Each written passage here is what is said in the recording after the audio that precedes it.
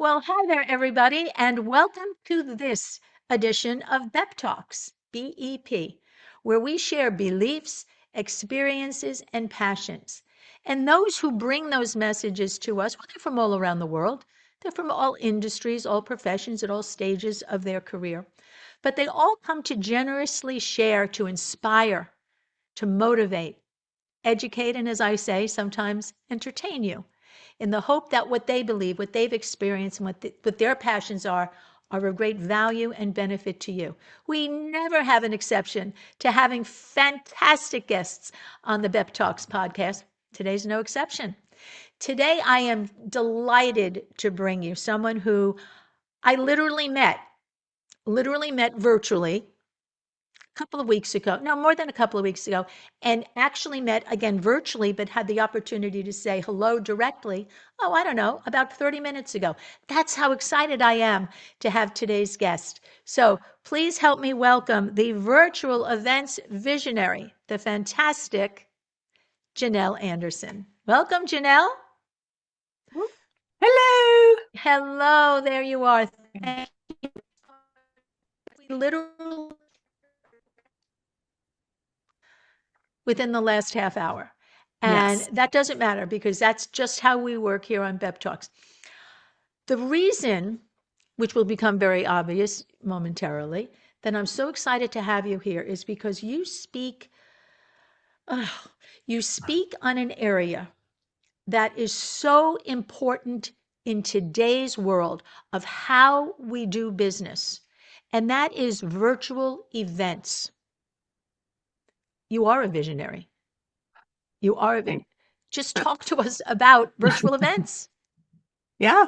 To me, virtual events are the way, it's the vehicle for, especially online, but in person. But I talk about virtual events for online entrepreneurs and coaches and business people that are trying to get the word out there, who are really wanting to connect with their potential clients.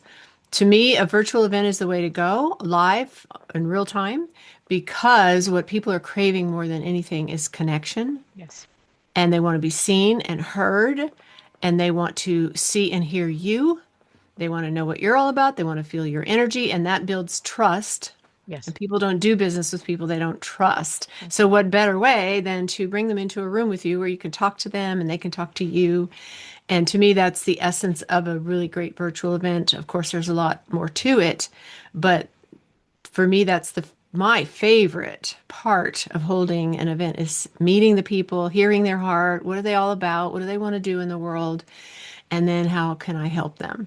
And then see them blossom and open up and get aha moments and connect with each other. And by the end of the event, there's a little community that's built. Yeah. And yeah, so that's why I It love virtual just, events. as I'm feeling just this day that we're chatting of, gee, I feel like I've known this person for a long time Yeah, because you can build that know, like, and trust. And I talk about all the time, I think the trust being actually the most important of the three. So are you finding that in today's business world, virtual events, and I'm thinking probably because of the pandemic that we all shifted into virtual realities, absolutely. becoming so much more popular and so much more valuable because of that? Oh, that definitely COVID took us to a whole new level with virtual events. I was already doing virtual workshops and in person, but then everybody all of a sudden was on Zoom and everybody got used to Zoom and became normal, right? It became a normal thing to open up your laptop and get on a Zoom call, whether it's meetings or events. And so now the virtual events industry, I think it was last year, was reached a Oh $400 billion my. globally. And just to compare, the coaching industry, I think, is something at 7 or 8 billion. So the virtual events, yeah, and it even is more than the online course or online education industry. So it's booming. It's going crazy because people discovered how convenient it was, and Mm. entrepreneurs and coaches like me discovered, oh, this is a great way to attract my ideal audience, get to know them, sell them something, offer them something, and I can do it from my home, Mhm. and they can do it from their home, and it's something I can do regularly because people don't have to travel. You don't have to pay for a space. And so I don't think I know of any, especially successful coaches or entrepreneurs experts out there who are not doing virtual events, Mm, right? mm, And then on the other side, attendees, I always ask in all of my events, how often do you attend a virtual event? And the average answer is usually about 2 to 3 times a week. wow. And that's still going on. And people are still filling their big events with 300, 400 people Hmm. in the room. And so it is not dying off and it is booming. And it is such a great way to get yourself out there and to share your message and to invite people to work with you. Right. I think it is here to stay. And I think that those numbers that you mentioned are staggering. I Yeah. think it is here to stay, and I think it's only going to get bigger and better because of the ease of it. Remember, we used to go to like a weekend event, but it was a 5-day event because you needed a travel day at the beginning, a travel day at the end. It was airfare, it was hotels, it was meals, it was being out of the office.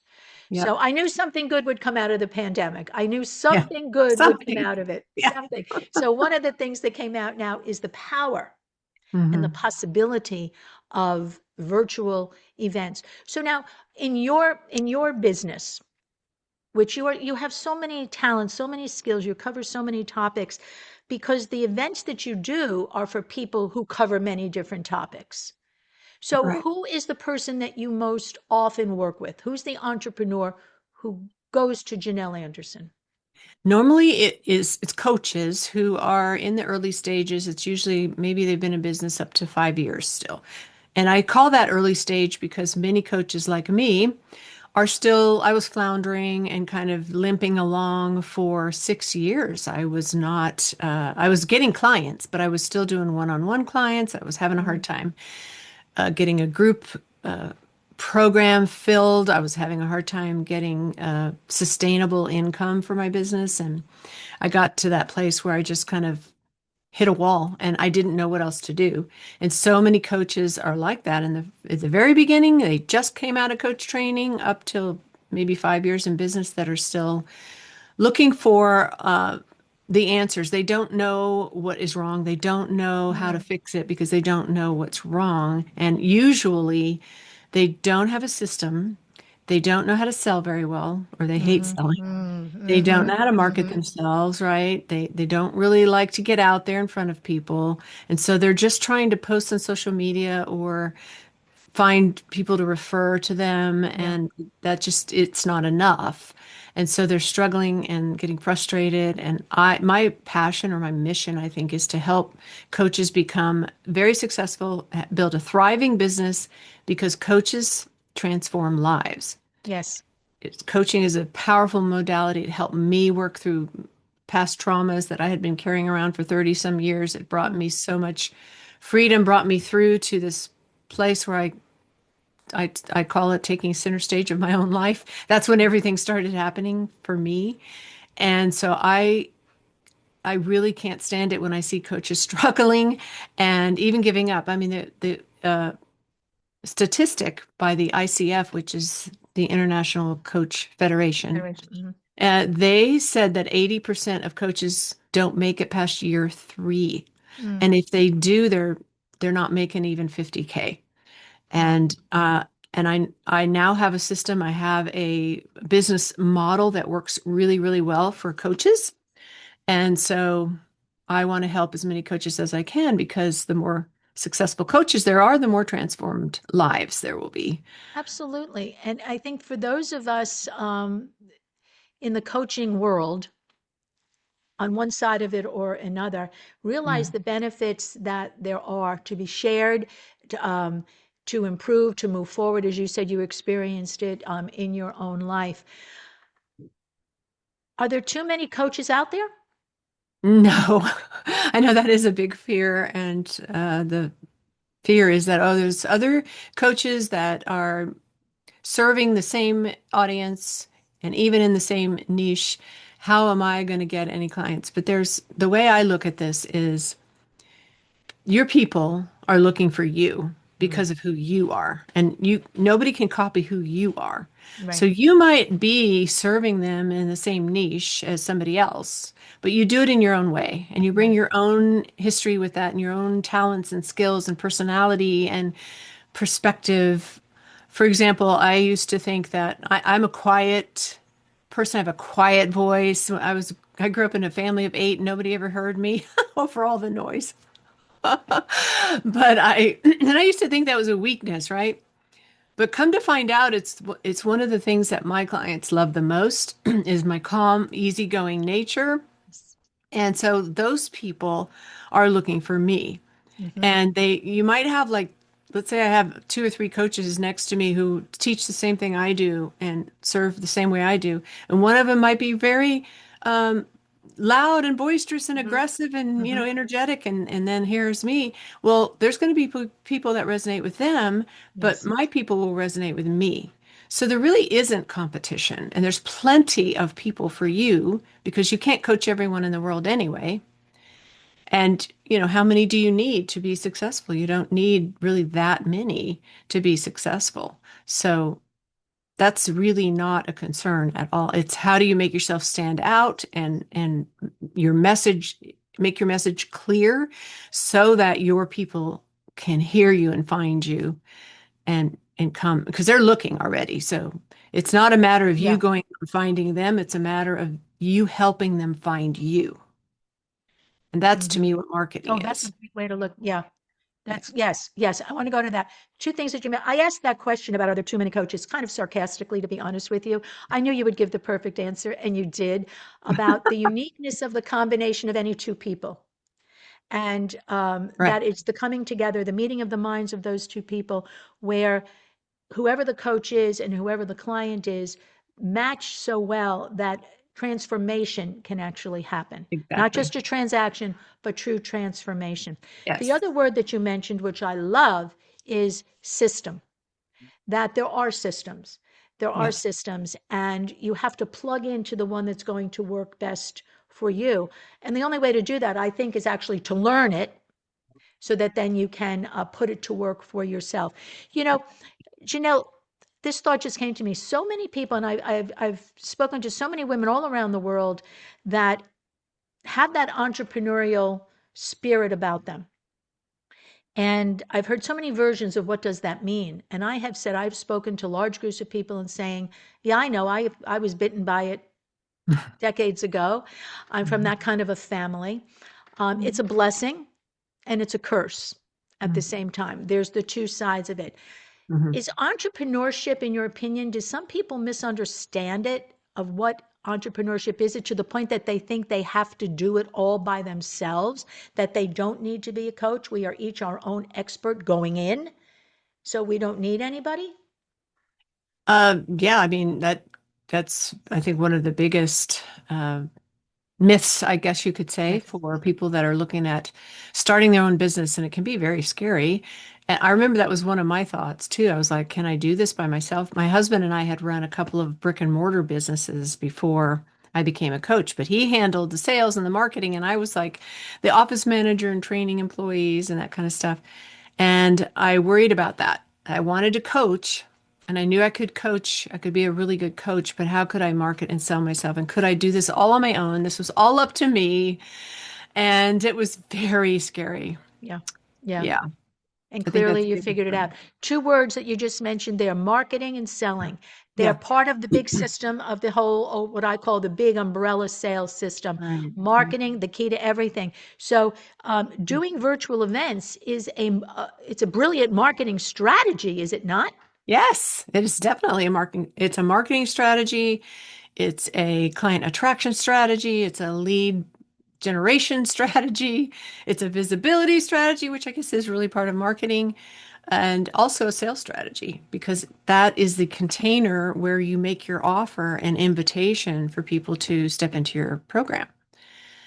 And instead of trying to just sell it, like putting it out there in a post or an email, even like, hey, do you want to join my program? Mm, You actually are creating a space to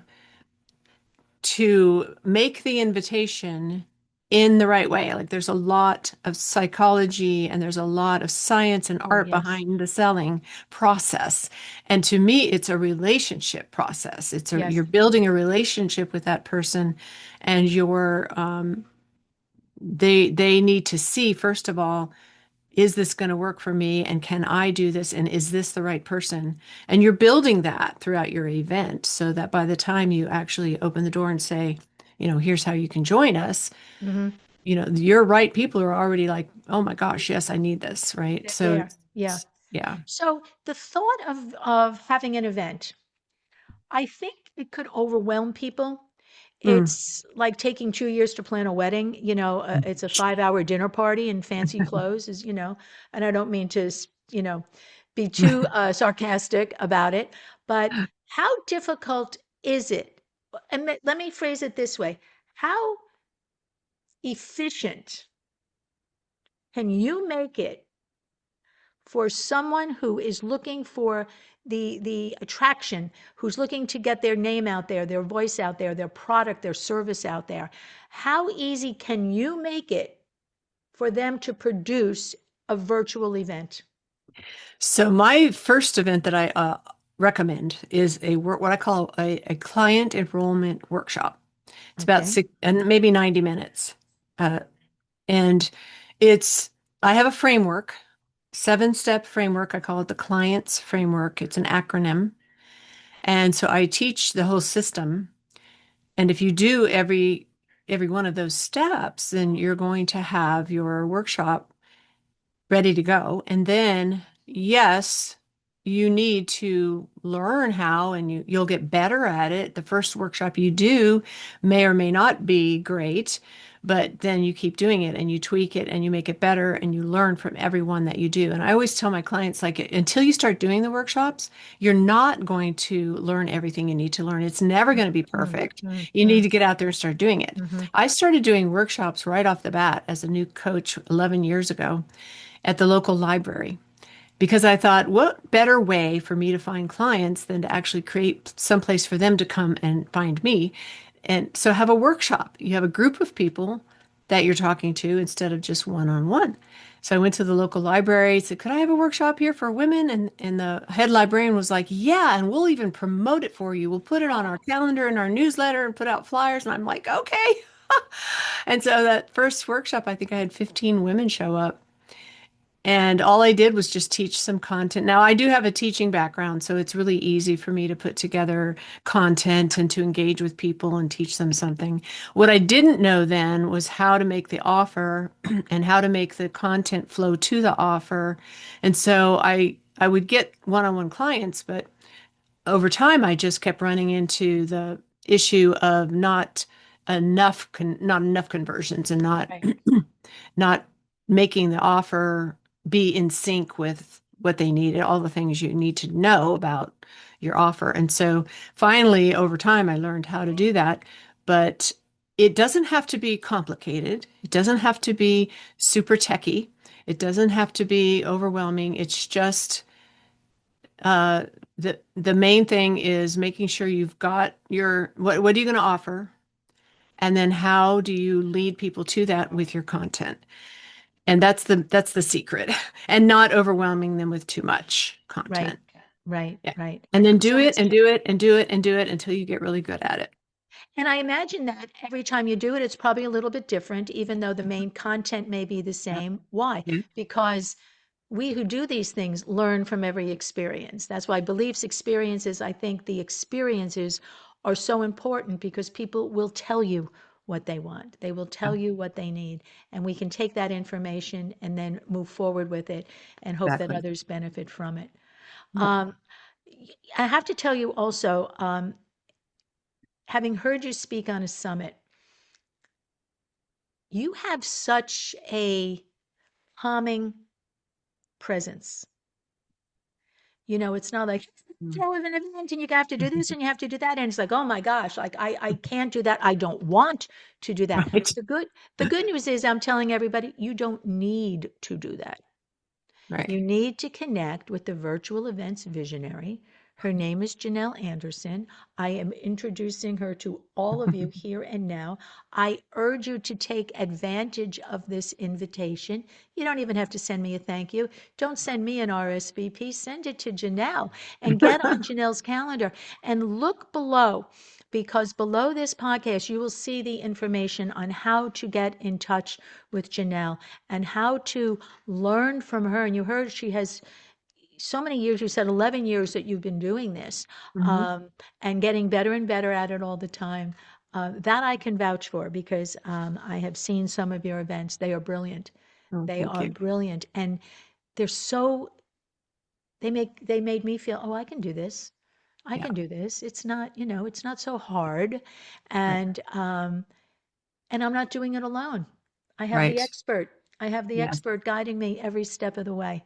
that's right. That's How right. wonderful is that? How Yeah. wonderful is that? So, as I say to our viewing audience, I told you today was no exception as we introduced you today to the virtual events visionary, Janelle Anderson. As I said, her information is below. Do yourself a favor. Be in touch with Janelle. Get on her mailing list. You will be blown away by the amount of information that Janelle shares with you, the amount of valuable content that she gives to you, and how you can use that and then work with Janelle to plan maybe your first Yeah, virtual event, maybe your best virtual event. It'll end up being both at some point. Each one will be your best, your best. that's right. So, Janelle, I thank you again so much for joining me here today on BEP Talks. It's been Thank such a you for having pleasure. me. Oh, it's Yes. been such a pleasure. It's been such Thank a you. pleasure. And as I say to everybody, we all have a story to share. We That's all right. have value to give to each other.